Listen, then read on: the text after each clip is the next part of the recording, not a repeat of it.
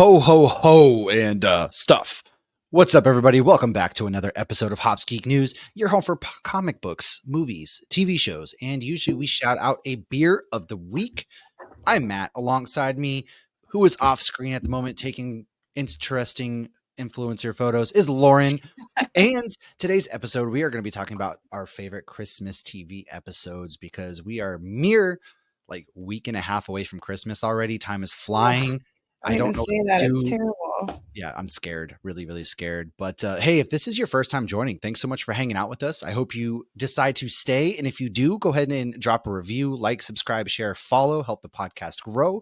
And if you also have not been here before, we start off with a beer of the week. We go into what we might have messed up on a previous episode because accountability is key, folks.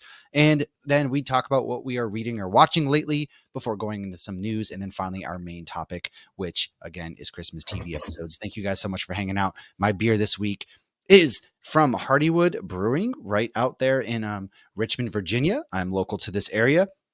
It is the American Single Malt Gingerbread Stout, an imperial milk stout aged in single malt whiskey barrels. Dude, this is 12.5%. I'm about to recall some family trauma by the end of this bottle. So you just wait. All right. Nothing more Christmas than family trauma. I'm telling you, nothing gets more Christmassy in the mood like family trauma. And every barrel and beer aged within has a story. This special barrel aged gingerbread stout has been patiently aging for several months in American single malt whiskey barrels from the Virginia Distillery Company. The approach to this barrel-aged GBS is a bit different than normal, spicing the imperial milk stout prior to the aging process to impart our famed gingerbread stout flavors into the barrel staves. After emptying the barrels, we will return them to Virginia Distillery Company, where they will be used as the finishing barrels for one of their fine spirits. This is just like a big hit. Like Hardywood does a lot of their GBS series. It's a really big thing for folks. So, hey, if that's your thing, great. But don't worry, if alcohol is not your thing, this is not an alcohol-based show. We just like to shout out our beer of the week to get folks into local comic book stores, local craft breweries, things like that. And Lauren, speaking of, what do you have over there this week? So I think I actually mentioned this one last week. This is Peppermint Kathy. It is a mint imperial stout. It is from 12 Talons Brewery, which is still fairly new. And one of the things I love about this beer is, I do think I've told you this story, is that it's real peppermint, because the first time I had it was last year, and I was like, this is so much better than a lot of the peppermint beers I've had lately with stouts and porters, because it almost felt like, I don't want to say toothpaste, but not It's like real that fake mint flavor. You can tell. Yeah. Right, and when I said that to, the guy there, he was like, "Yeah, because we use real peppermint." I was like, "Oh, no shit, that makes sense." So Can't this is even see the 10%. lines, can you, Russ? And you know what's amazing is, I bought Christmas wine glasses a million years ago, and I still put them out because, they're pretty. So I was Oh, like, "I'm gonna wow. use this because it has candy canes." This is a 16-ounce pour into this one wine glass. Oh, Lord. Yeah, how much So is I this? didn't know This is that these, white this wine is only a glasses held. 12-ounce pour. Yeah, but, I didn't realize yeah, so this a is wine fantastic. glass held 16 ounces either. Well, it's like when you pour wine in those big glasses, it's supposed to look bigger so you don't feel as bad pouring as much wine in there. I don't know. Maybe that's just what the Well, I stay-at-home always moms tell drink themselves, I guess. red I always drink red wine, and it said to fill it to the whitest part of the glass. I don't know where you're supposed to fill white wine. Ooh. I didn't know there was a fill line until the bottle's You empty. know, I'm going to an I don't anniversary party this Saturday at a wine place, so I will find out, and Ooh. I will report back. Ooh. I love wineries, man. I love a good wine and Hallmark movie. Hey. Speaking of Hallmark movies, we don't have anything of what we've messed up on or looked into. So let's roll into what we've been reading or watching. And your boy here is the Hallmark Christmas movie expert. Okay. I feel like I should, time you. When I'm done hearing about Hallmark movies, I'm just gonna start singing Jingle Bells. There you go. All right. So the first one I did was A Christmas Quest. It has Lacey Chabert in it.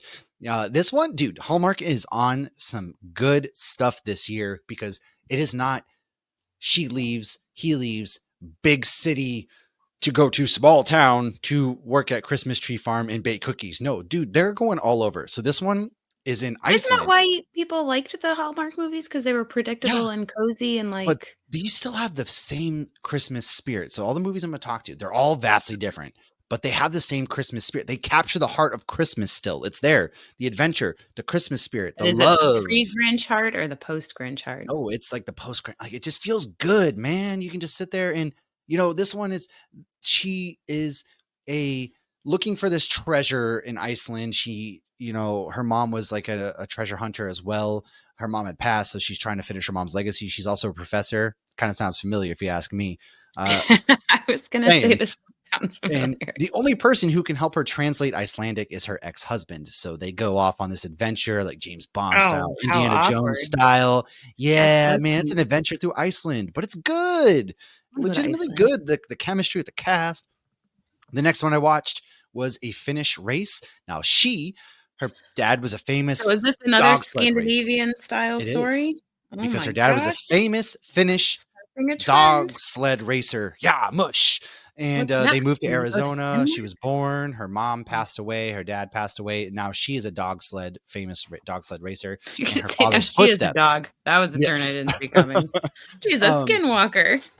but, you know, what's really cool is like she goes to this race that her father lost at. It was like his last race he lost. So it's all about his legacy. She's in his footsteps. The guy who beat her dad is there. He's like obviously the antagonist. And on again, like the chemistry she had with the lead, his first name is Bo. I can't remember his name, the last name, but he's really good. The chemistry these two had in it. She's very competitive. It's not a mushy love, honestly, dude. It's like she's trying to like get over this grieving of her family and win this race, and the love is kind of there. And like it's around Christmas time. Her cousin is from Finland and she meets her whole extended family, and it's great. I also watched Twas the Date Before Christmas. Now, our lead character, she Who is it? decides Gotta be one of 5 actresses. no, actually she's newer, I think I want to say. Oh. So she decides that, hey, I am going to hit up and go have a blind date to bring to my Christmas, my family's Christmas. Turns out her fiance passed away a couple years prior. And so she wants to bring a Did he pass away person. on Christmas? No, And no, now she hates actually, Christmas no, and she needs no, to she find the doesn't meaning hate of Christmas in Christmas. her heart again? Oh, No, okay. oh, she's very bubbly. Okay, this has a returning. The male lead is a returner to the cast. He is God, what is his name again? It's Robert Buckley, who plays Brian, and the Amy Groening plays Jesse, who's our main character, right? So her family does like Christmas Olympics. It's a really big thing in the house. And so she hits up on, whatever their version of Tinder is. They match. She's like, hey, I just want to, come. Do you want to go on a blind date to my family's Christmas? He's like, yeah, I don't really have a family. Why not? This sounds fun.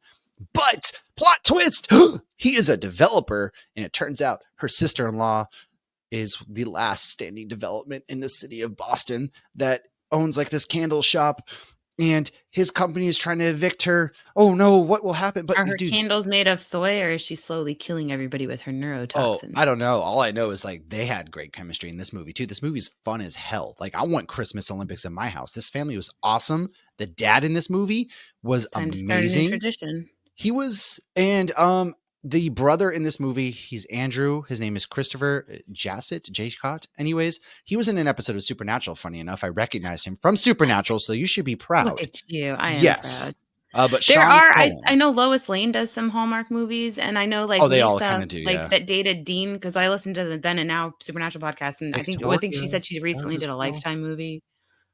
What'd you say? Mm.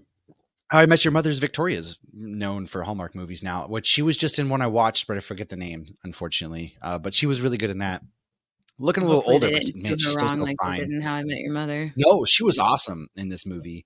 I watched also A Holiday Touchdown. This is that This is the Chiefs last love one, folks. story It's the last movie. one. It is. It's the Unless holiday love Batman story. It's the Dark Chiefs touchdown Matters is one. a shockingly amazing turn of It could events in be. the Who Hallmark knows? movie industry. This has Hunter King actually. So Hunter King, who I was like, wow, she looks really familiar. Well, it turns out it's Joey King's sister, and I was like, oh my god, there's another one I of don't know who them. these people are. Interesting. Should I know who these people are? Joey King. A lot of people don't like her for some reason. I don't really know. She plays Alana.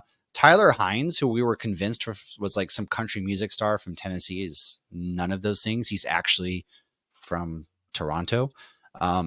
But Ed Begley Jr. He's in this Oh, why movie. do Who, people if you not like saw his Oh, I face, have seen her in something. Oh, she was Christine in that really good Ebersole. train movie. I thought she was good in Yeah. that. No. The Oh yeah, she Kissing was Booth, good in that. Uglies. Yep. Yep. Well, Bullet her Train sister is what I Hunter is saw in her this in. movie. Oh, and she's the little one Yeah. from Ramona and Visas. Yeah. That's Why her. don't people like her? I don't know. Carrie doesn't like her, so I just Okay. assume like this is big. Anyways, you would know a lot of these cast members. So Christine Ebersole, who is from like a lot of the I don't even know how to '90s spell that. movies. Ebersol. Oh, it came up. Oh, EBE, yeah. yeah, she's in it. Diedrich Bader, he's in this movie. Ed Begley Jr. is in this movie, and Oh, then I definitely Richard know him. Rydell. Yeah, so they're even in this movie too. So like they got a lot of people. Obviously, it's the NFL. They're reaching out to like a wider audience, so they got some like football players like Trent Green Dude, for. though okay, so how are the football players, though? Because when I would watch the league, you always knew when it was a real Oh, you football knew when player it, because you they you couldn't knew. act shit. No, you knew. They would stand out too. But Trent Green, I knew him because he's a quarterback. He used to play for the Chiefs. I'm also But, like like, a you didn't nerd, need to so know football to know that they were a you football player. you didn't, but I knew who they were because they kind of stand out. Like you Well, yeah, could they're usually you could just bigger tell. too. Yeah, Mecole Hardman was one of them too. But even if you don't know football, like you can tell they were football players. And it Right, was they're really big cool and they're because like, like, "Buh, yeah, man, that was not cool, and dude." they're so wooden acting. Completely. I They mean, didn't hey, get I'm not a great actor, don't get me wrong, oh but acting. I we all have our probably would skill do any sets. better. Yeah. But it was cool because I've been to that stadium, and then there's just one really funny scene. So her family has had season tickets since the Chiefs first became a franchise, and one of the things was like they have this special hat. So if they wear it on Christmas and they make a Christmas wish, like say the Chiefs are winning the Super Bowl, then that Christmas wish comes true. And But I if was you like, wish for the Dolphins to win, that would be impossible, so how it's a would that Chiefs, come it's a true? Kansas City Chiefs hat, right? So I was Mhm. like, they were smart. They thought this out because me, I'm a sports guy.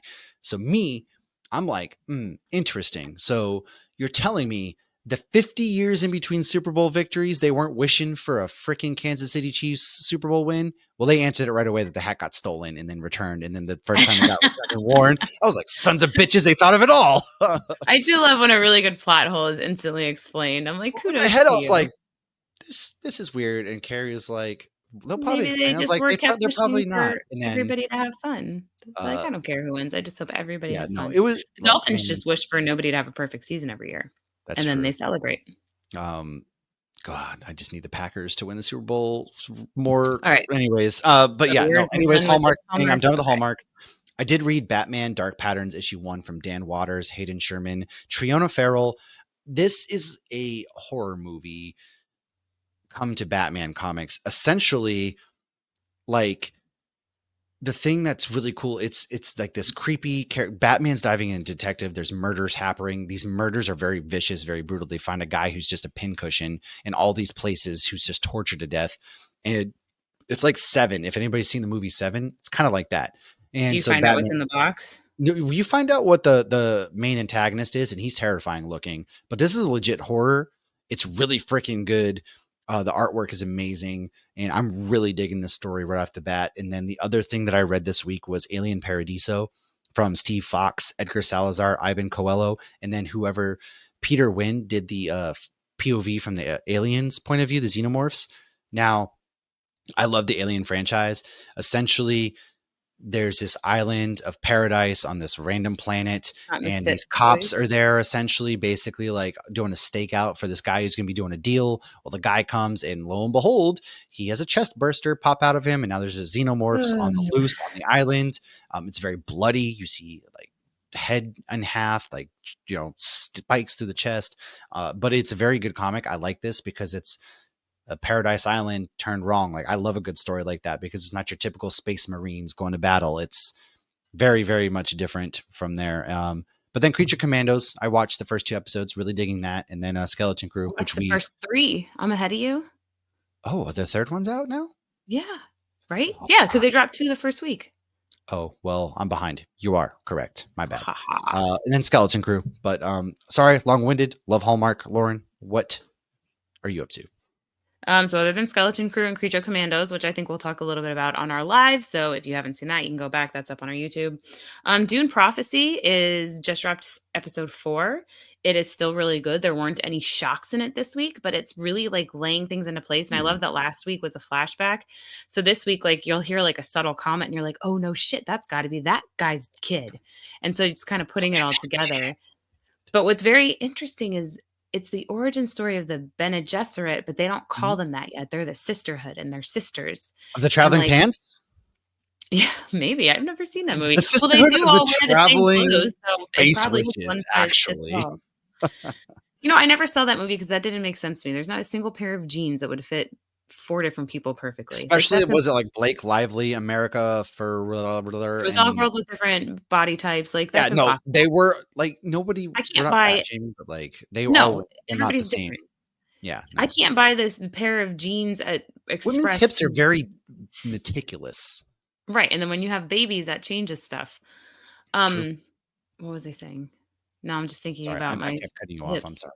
My bad. My hips don't lie, though. Doom prophecy.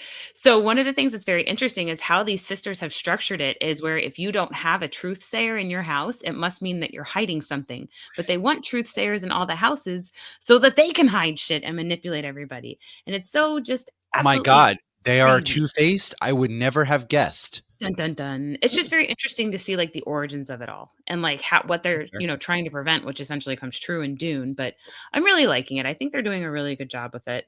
And then I'm loving Skeleton Crew. I did finish my Hearts in Atlantis book, my Stephen King book. It was very good. It was, like, 4 different stories in one, but they all connected, and they mentioned the Dark Towers at one Ooh. in one of the Ooh. stories. So now after Christmas, I'll start reading that because I have started my Krampus book. My comic reviews this week were Laura Kinney, Wolverine #1 by Erica How Schultz was it? and Giada Belviso. It was good. So the last one I read, the NYX, I liked that one, but I felt like I didn't continue on that one, but I felt like it was almost targeting a younger audience, whereas I felt like this one, which makes sense because Laura Kinney is like a college kid. Yeah. So it would make sense that they're not targeting my, 40-year-old ass or 41-year-old They're ass. not are really? Are you sure? They should be because I really like Wolverine. No. Have some respect. I mean, yeah, Laura Kinney is essentially, younger than my oldest. So this one though I thought was really good because you really get the heart and the soul of Wolverine. She's very much so her father's daughter, but she's still kicking ass and taking names. They're dealing with the fall of Krakoa and multiple comic books right now. And the way she deals with it, of course, is in a very unhealthy way, but also in a positive way because she's kicking ass and taking names. And how it ended, we can see who she's going to go up against in issue 2. And I don't know if issue 2 is going to wrap up as pretty with who she's going to be up against. Ooh. And the other thing I reviewed is The Brood #1 from Dark Horse Yeah, we Comics, know them. a spinoff from the world of Minor Threats. So, of course, I obviously loved it. It was by Heath Corson and Ian J. Colbert. And, of course, Nate Picos does the lettering. Again, this is from the world of that Jordan Bloom and Patton Oswalt created. All of these stories are kind of like standalone, but they all merge together. And there's one character that we've seen in all of them that I think we're actually going to start to learn a bit more about. I don't want to say who that character is. If you've read the other 4, you probably know. If anyone is interested in that and you feel like, oh, there's already too many comics out, there's really not. It's only 4 issues in each of these. It's Comics Minor aren't don't even Threats. take a long time to read anyways. No, it's Minor Threats, The Alternates, Minor Threats, Fastest Way Down, Barfly, and now The Brood.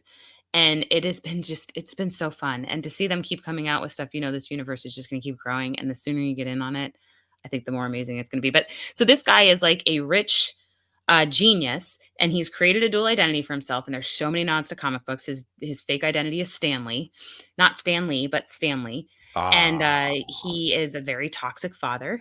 He is something's happening to him that he can't figure out, even with all the money and whatnot in the world. You can't prevent your death no matter what you do. yeah, But it's very interesting to see the family dynamics, lots of toxic parenting throughout all of these books, which is of very course. interesting. But it's really good. The Brood. Go check it out. Okay. Sick. And then of course, you've been watching the same good stuff. Creature Commandos is still living up to the hype for you. Yeah. It's Yeah. it's like No, the I highest liked it. rated thing ever, and it's the intro to the DCU. So we'll have to do And a yeah, full episode on Creature Commandos at some yeah. point. And break down what they've shown Suicide Squad was canon. So, and they Oh, mentioned that's right, something they did. that happened at the end of Peacemaker with Amanda Waller. They mentioned that too. Yes. So, yeah. Yeah, it's got Rick Flag's dad in it, so I thought that was pretty cool how I was they so they did confused tie at that in a first. little bit. Yeah, no, I get it. Because at first it was like, how does this play? And like, how do you have Rick Flag's dad? But they do explain it in a decent way. Well, So, I thought it was Rick Flag at first. That's why I was confused. oh no, this is Frank 'Cause, Grillo, it's a so I can't wait to see cartoon, him live so action. yeah. But, they're a little too short. But it was funny because I asked if Logan could watch it with me, and you're like, "Oh, hell no." And then, as soon as I started watching it, I was like, "Oh, okay, this makes sense." Yeah, that But yeah. Well, let's go on. Let's roll into some news. We got some news coming on lately, Lauren. What do we got happening?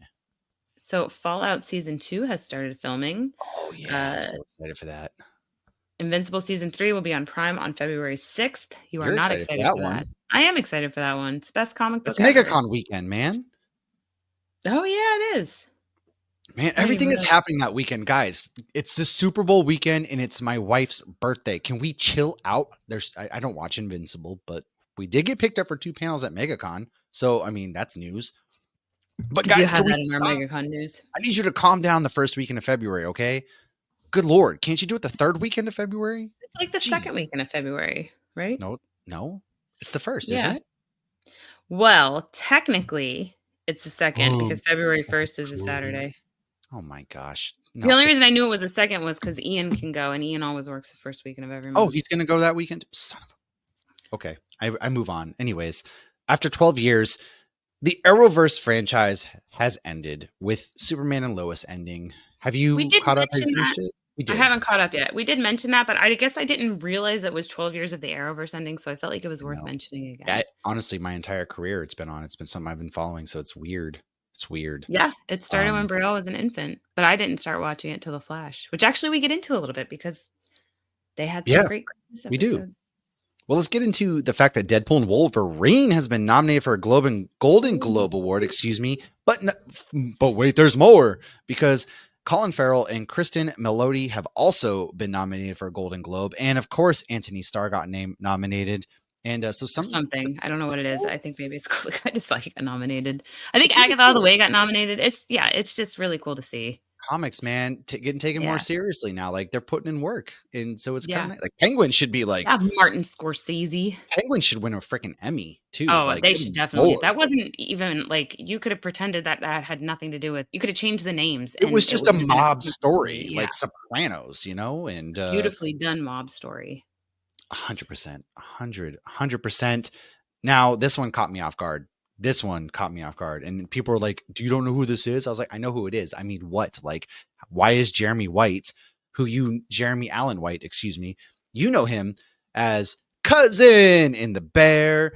And I yeah, know he's him playing as Lip Jabba the from Hutt's. Shameless. That's true. That's true.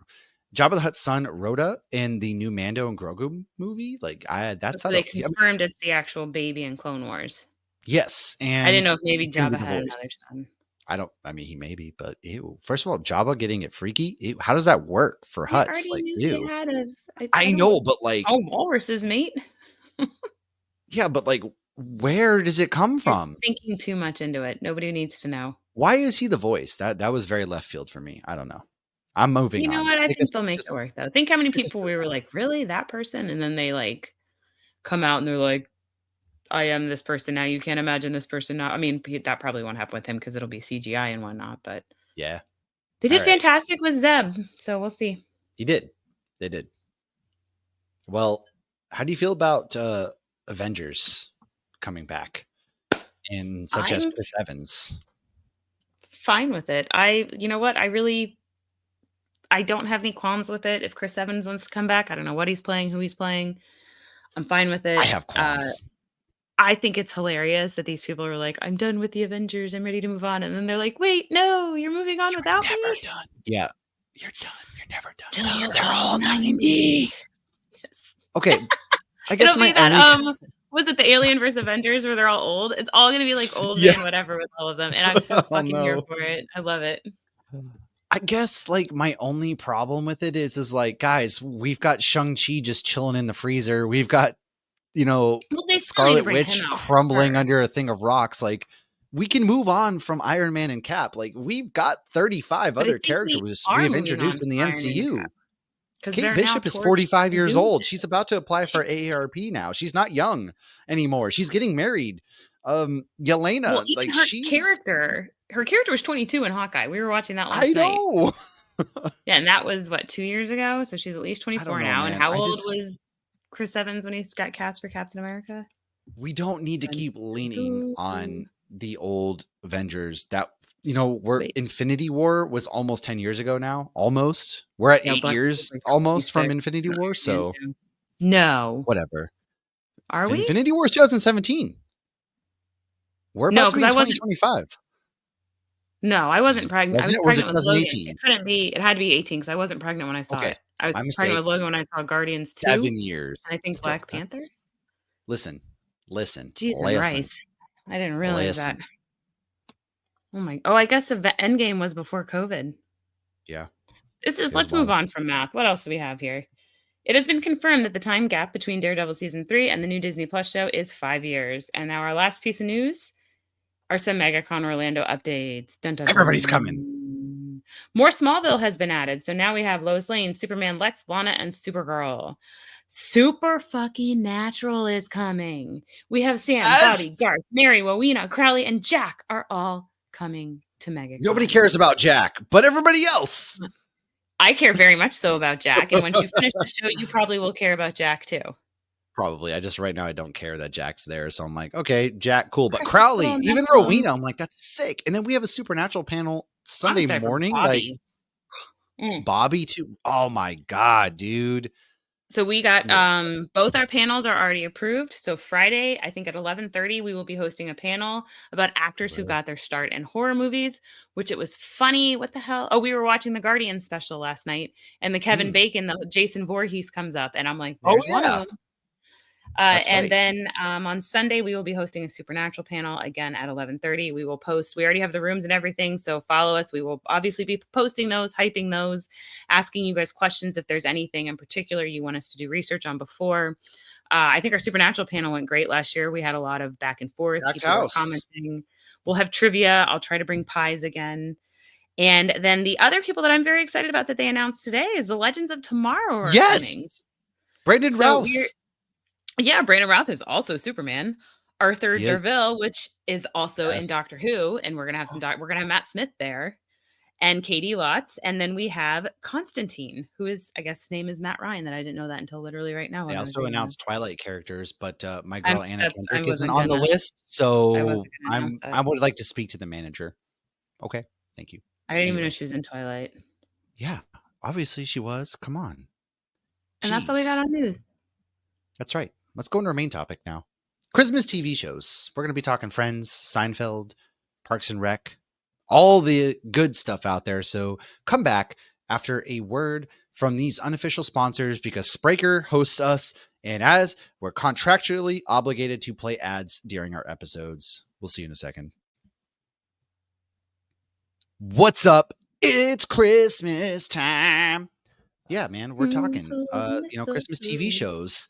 So we got some good things. We'll kind of go do some back and forth here. Lauren, do you want to go ahead and start us off? Because just like our Thanksgiving, Christmas TV episodes were always just heartfelt and fun. And more often than not, it was close to that like winter finale of the TV series. You don't really get them like you used to, of course. You kind of do, but yeah, why don't you go ahead and hit us off with your 35 Friends episodes? I only have one Friends episode, and it is Whoa! What?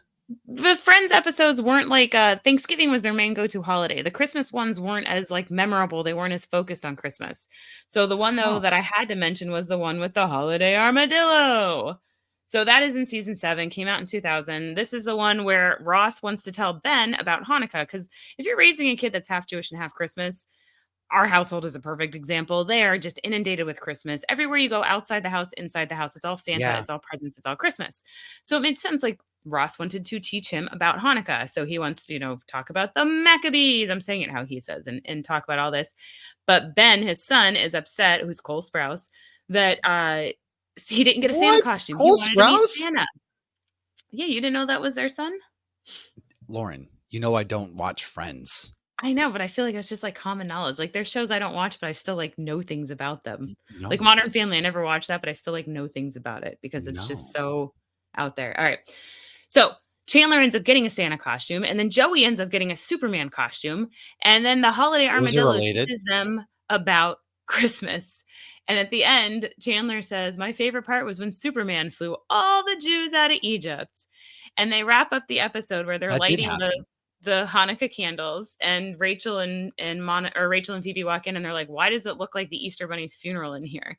And it was really cute. And then at the very end, like Joey's scared of tarantulas, and there's a tarantula in that episode, and Rachel's like, "It's okay, the tarantula's back in the cage, all locked up," and she's like, "It's safe to come out," and he comes out looking all scared in his Superman costume. Very cute Cute. episode. So the holiday armadillo costume actually came from real life inspiration. When one of the writers they needed to rent a clown costume for their nephew's birthday. I don't know why anybody would do that. That sounds terrifying. Yeah. But the costume store was all out of clown suits. He asked what else they had that was funny, and the clerk showed him a giant armadillo costume. And actually, I saw a picture in some parade somewhere. Someone was dressed as the holiday armadillo. Oh, There you go. that's kind of nice. I, for my first one, actually went with a Ted Lasso episode because this one Yes, was I was pretty hoping you awesome. would. I did, yeah. It's Carol of the Bells. So this is from season 2, not season 2, episode 11. I am sorry, but it is from season 2, nonetheless. And so, where did my notes disappear to? There they are. Ted Lasso. So Ted goes on a secret mission with Rebecca because he was on FaceTime with his ex-wife and his son. His son goes out to play with the drone. She hangs up on him. He just kind of is down the dumps, and that's when Rebecca shows up at his house. Can tell that he's lifting up, man. And so they go to Let's do deliver it. toys to underprivileged kids. Meanwhile, Higgins invites the team over to the house for a Christmas party, and Keely and Roy are gonna plan for a sexy Christmas, but his sister has a medical emergency, so he ends up taking his niece. And it turns out his niece was being bullied for bad breath in school. And because of that, she was very self-conscious. They go find an Oh emergency my god, her dentist who's breath like, was terrible. yes. And so it's like they get her medicine and then they show up at the bully's door and it's like, hey, you hurt her feelings, you hurt my feelings, and everything. It's very heartfelt, very, everything about this is sweet. And the episode ends outside of Higgins' house where everybody goes outside and they join Rebecca and Ted to sing a beautiful song. And yeah, man, I don't know. Ted Lasso, like, God, it's just one of those shows that gets me in my feelings. When this episode came out, like, Josh and I were still catching up, and, like, Yeah. everybody was posting about the Christmas episode and talking about the Christmas episode, and what's interesting, it's not really an episode where they're dealing with much. It's No, almost like, just basic life and, like, BS kinda things, but it wasn't like a they didn't follow, I feel like, the typical style for a TV show, where it's like, it's more okay, about a like problem's everybody's created and family.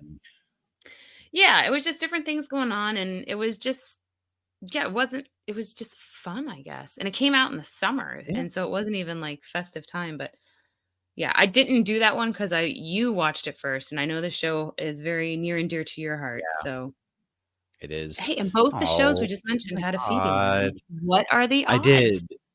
What are the odds? Ah, God, such a good show. My second one was How I Met Your Mother, man. My other favorite show. Season 2, episode 11, How Lily Stole Christmas. And so if you remember at the end of season 1 of How I Met Your Mother, Lily ditches Marshall to go to What a San Francisco. Grinch. Yes. Well, she hears a recording from Ted on the answering machine. If you don't know what that is, kids, once upon a time it's basically the voicemail, but God, like I there didn't was an even actual think that machine shit that was that play, old. right? And so he calls Lily, in his words, a Grinch. Come on, we know what really he's trying to say. First of all, though, like she freaks out, gets upset. She takes all the Christmas decorations out of the apartment to her own little shack, Well, being a and like girl and being Marshall loves. called that word is pretty bad, I think.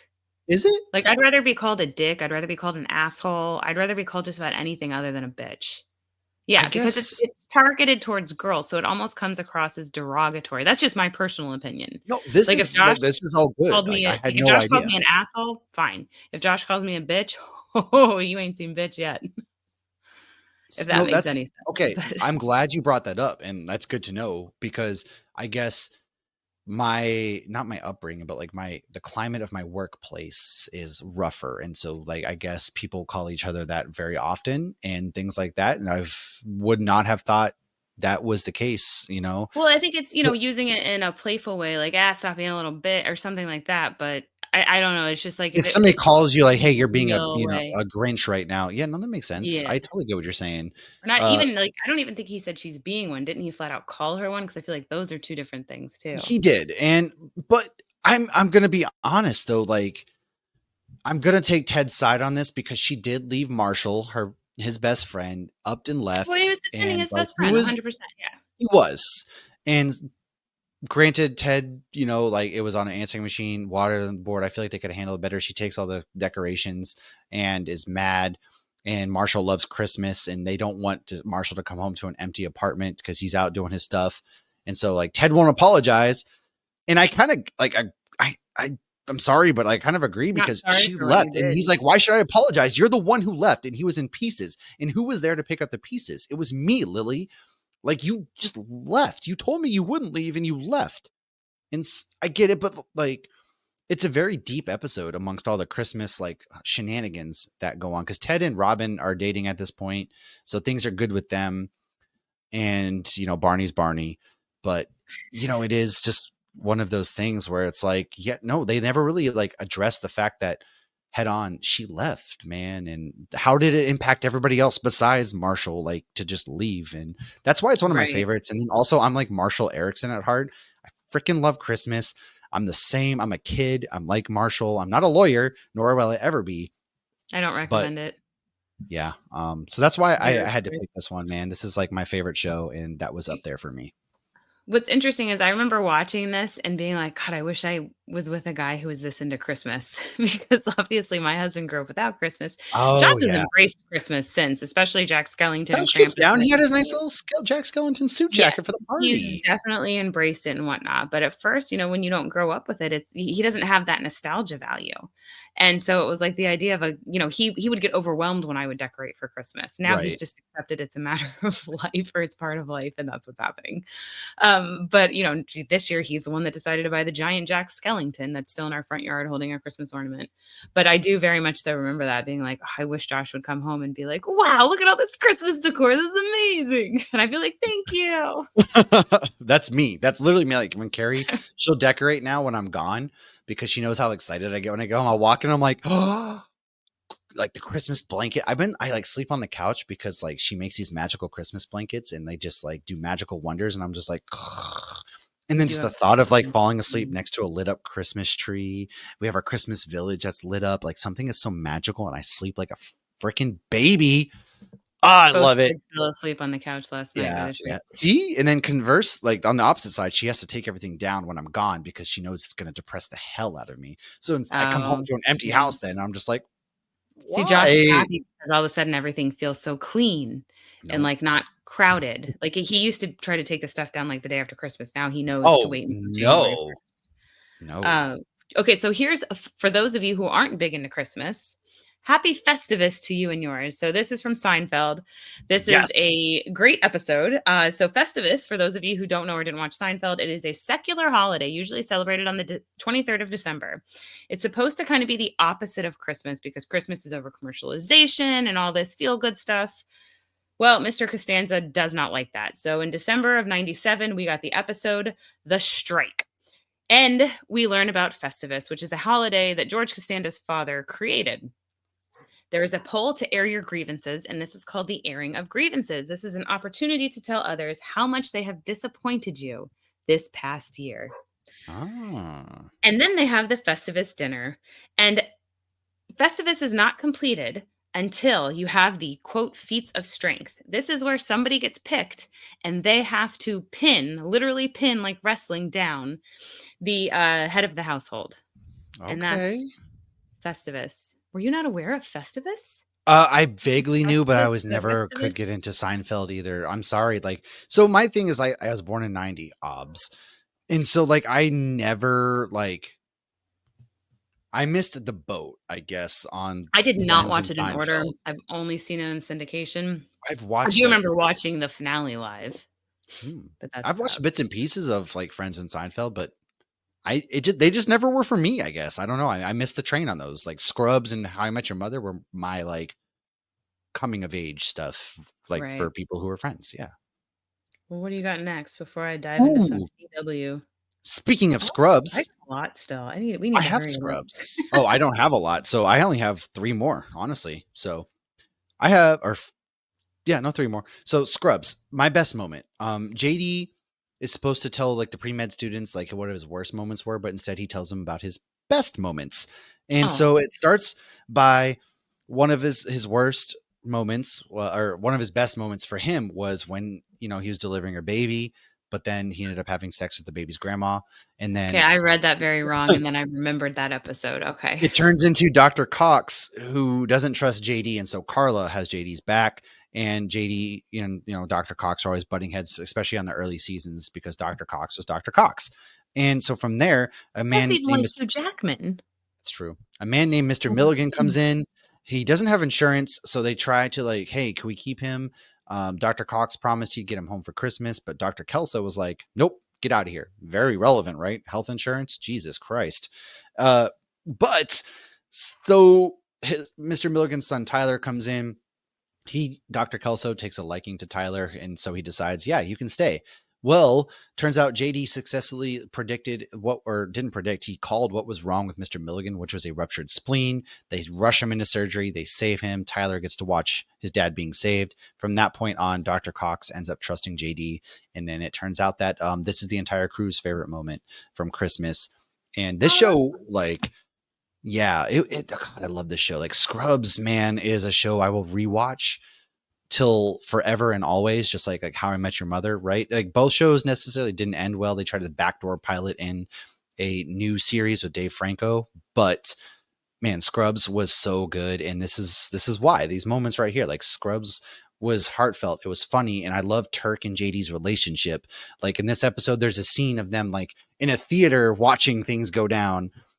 Just the relationship reminds me of some of my relationships, and so I just it's right here in the heart, man. Good I Christmas really love episode. the ending of that show too. I thought they did a beautiful job It was ending it. so They brought it sad. back immediately, but Yeah, yeah. it was a happy ending. Nope, it ended right there. We never brought it back. It was over right That's there. fair.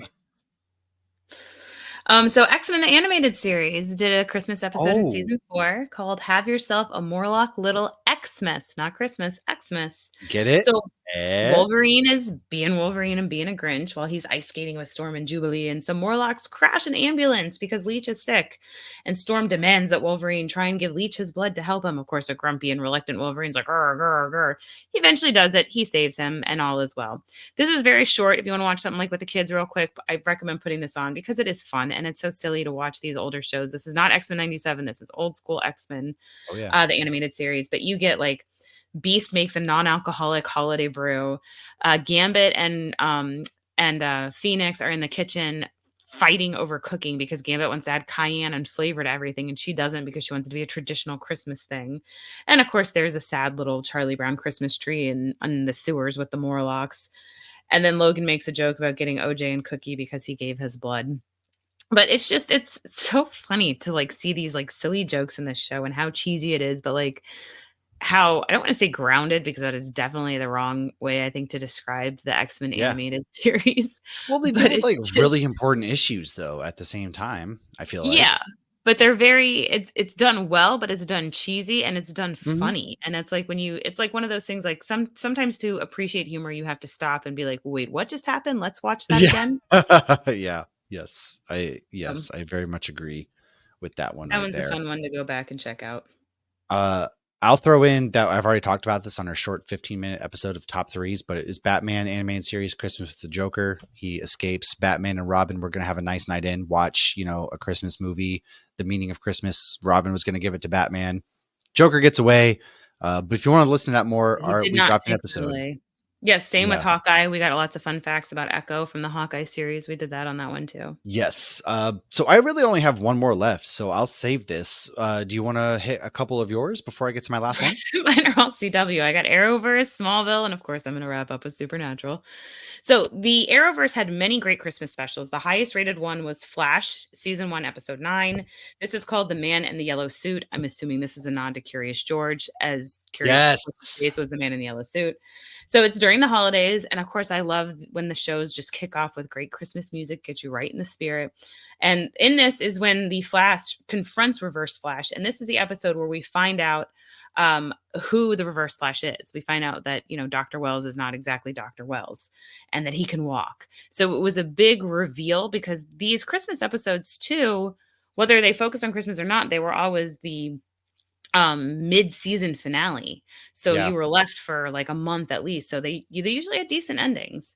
They would So leave you, like, on the edge of your seat, like, "Oh, Christmas, haha, yay," and then, "Oh god, they left off with Dr. Cavan or Tom Cavanaugh." yeah.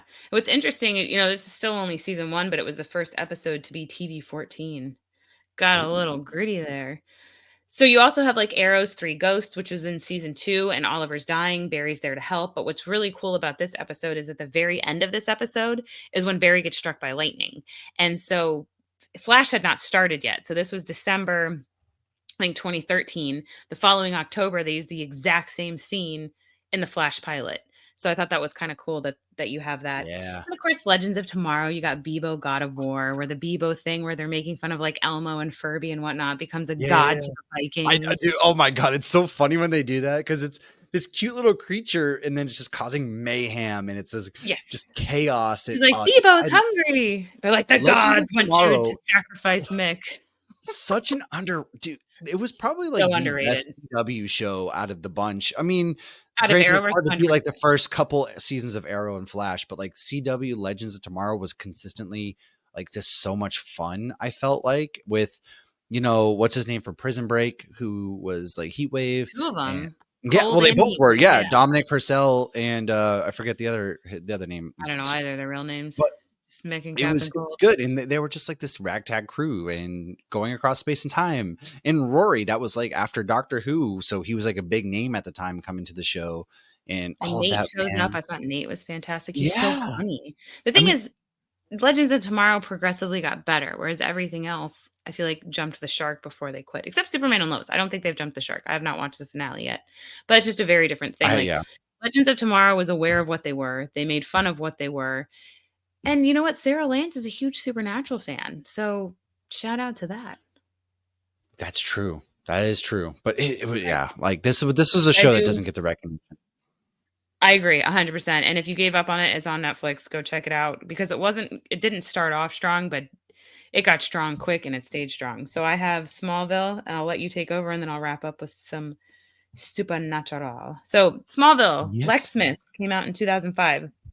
So Lex is shot on Christmas Eve while being mugged, and he goes into a coma. So while he's sleeping, he imagines a possible life in the future where he has given up his father and his father's money, and he's married to Lana with a son, and there's a kid on the way.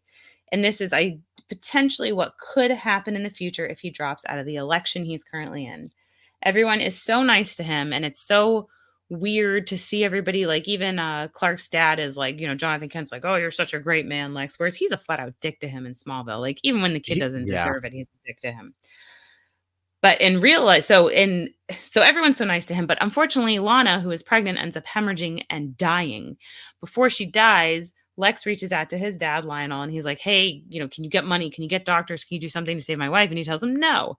Meanwhile, in the real world, Lionel is doing everything he can to save his son, not because he's a good guy, it's because he doesn't want a quote cripple for a son.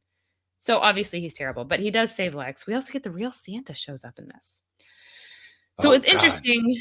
If you're a Smallville fan, there is Talkville, the podcast, and it's Michael Rosenbaum and Tom Welling. I actually went and listened to the Lex Smith episode today to get some fun facts. So this was one of Tom Welling's favorite episodes, which is, I Oh, think it cool. shows how good it is too, because it's an episode where he's not the main character. Michael Rosenbaum is the main character in this. Right. Which is always And good when they take it, like those are some of the best Supernatural, not some of the best, but like it's always fun when like in mhm, Supernatural, for example, Dean and Sam and Dean are side characters to their own show almost. They're like the ghost yeah, phasers, right? They randomly stumble into there. Those are some of the most fun because it's essential to the plot, but also you're just in for a fun episode. when you get to see a different perspective, which is, Yeah. I think, always great. I mean, that's Oh very yeah. much so life. But Michael Rosenbaum said he did not know how to act in this, and that actually Oh. helped because Lex did not know how to act in this. So he felt it helped him do a better portrayal of the character. And at one point, Michael Rosenbaum, who's Lex, ad-libbed, "What the f—" Obviously, he didn't say it all the way out because it was a CW show, but they kept it in. This reminds me actually, I watched the Sabrina Carpenter nonsense Christmas special. It was funny because she's like, "This is TV-14, which means I get to say fuck 3 times," and then she says it. I don't know. Like, I enjoyed it for what it was, but that just reminded me of that TV-14. Like, I get to say it this many times, and then she says it twice, and then at the very end, as it's going off air, she says it, and it's comedic humor. I loved it. Anyways, I digress. Well, my final one was that all for that one. Yep, you're good. Parks and Rec, we go. Well, yes, my final one is the Parks and Rec Andy and April's fancy party special. So Andy and April's party turns into a surprise wedding. However, Leslie does not approve because they've only been dating for a month. Meanwhile, Ben debates whether to stay in Pawnee, and Donna gives advice at a singles mixer. So from that point, they know it's kind of a thing. So Tom keeps trying to throw Andy a bachelor party. Meanwhile, Leslie's trying to stop it. Ron's like, Leslie, stop. What are you doing? You can't stop this because essentially they're going to get married no matter what. And there's no right or wrong way to do it. And it kind of connects because like Carrie and I knew each other for a month. We got pregnant and we got married like 3 months later. And here we are 10 years later. Yeah, I was gonna say it So worked out. it did. Although Leslie plans to object during the ceremony, she cannot bring herself to do it. Ben comes to accept the marriage. Andy and April officially become husband and wife. And like I said, Ron explains to Leslie that she did not object because deep down that she knew that Andy and April would get married no matter what, and that there's no correct way to do things when it comes to what matters to the heart. Using his own 2 former marriages as an example. During the reception, April privately tells Leslie how much she appreciates her, flattering Leslie. Andy makes a speech to the guests where he calls Tom his best man, much to Tom's delight. He then tells the crowd that life is short and he and April simply did what makes them happy. Taking Andy's advice, Leslie asks Ben to stay in Pawnee. He surprises her by revealing that he has already accepted Chris's job offer. Yeah, man, it's one of those things that like life really is too short. It resonates with me because I live my life like, dudes, we could die tomorrow. Life is way too short. Like take that trip. Take that chance, take that risk.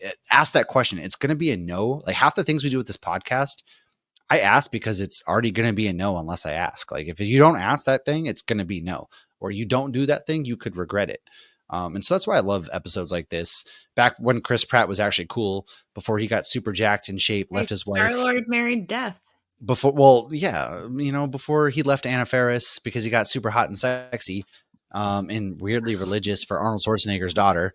But yeah, dude, like life is just too short, man.